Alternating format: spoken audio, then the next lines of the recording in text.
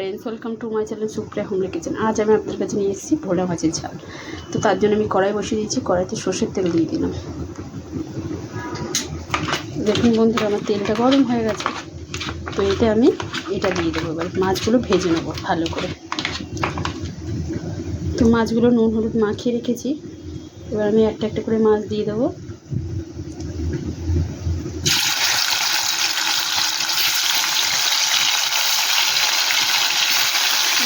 দেখুন, আমার মাছগুলো এইভাবে ভেজে তুলে নিয়েছি। তো এই কড়াইয়ের মধ্যে আমি লম্বা করে কেটে রাখা পেঁয়াজ দিয়ে দেবো। একটা পেঁয়াজ,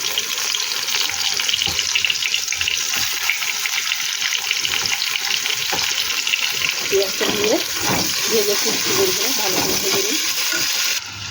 দেখুন, আমার পেঁয়াজটা ভাজা হয়ে গেছে। তো আমি এখানে পেঁয়াজ, আদা রসুন আর টমেটো পেস্ট করে রেখেছি। সেই পেস্টটা দিয়ে দিই।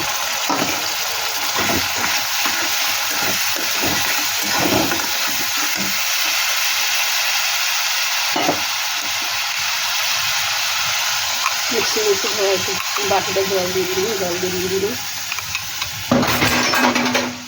এবার এই পর্যায়ে জল থাকাকালীন আমি লঙ্কা কুচি করে রেখেছি আর একটা টমেটো, সেটা দিয়ে দিলাম।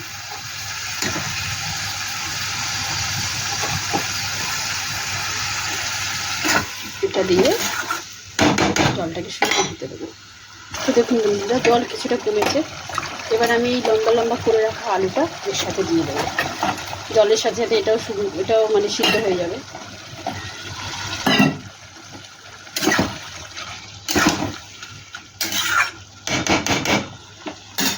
পরে ফিরছি বন্ধু।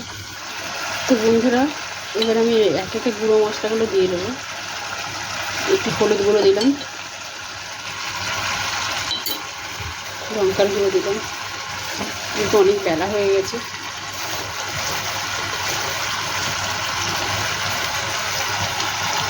লঙ্কার গুঁড়ো দিলাম, জিরার গুঁড়ো, ধনের গুঁড়ো। এগুলোকে নাড়াচাড়া করবো।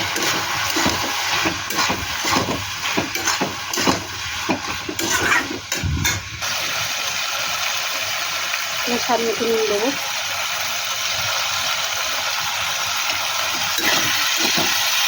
নুনটা ভালো করে এটাকে কষাবো।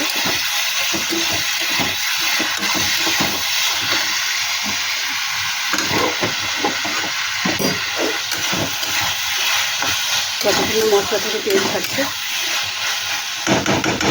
ভালো করে কষিয়ে নিয়েছি। তো দেখুন বন্ধুরা, আমার মশলাটা প্রায় কষা হয়ে গেছে। এবার আমি জল ঢেলে দেবো। দেখুন, আমার মশলা থেকে তেল ছেড়ে দিয়েছে। তো আমার মশলা কষা হয়ে গেছে। এবার আমি জল ঢেলে দিই। সামনে জল ঢেলবো। আলু মোটামুটি সিদ্ধ হয়ে গেছে, একদম মাখা মাখা করবো।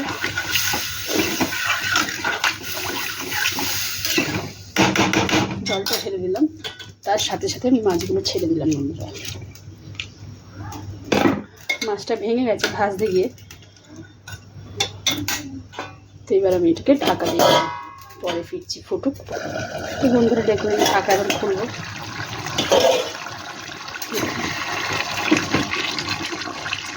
আলু সিদ্ধ হয়ে গেছে। এবার ঢাকাটা খুলেই রান্নাটা করবো। এবার জলটা একটু শুকনো করে নেবো। জলটা শুকনো করে ফিরছি। তো বন্ধুরা দেখুন, আমার মাছের ঝাল কমপ্লিট হয়ে গেছে। তো আপনি ট্রাই করবেন। ট্রাই করে কমেন্ট সেকশনে কমেন্ট করে জানাবেন রান্নাটা কেমন হয়েছে। আর আমার চ্যানেলটা লাইক অ্যান্ড সাবস্ক্রাইব করে দেবেন। Thank you for watching.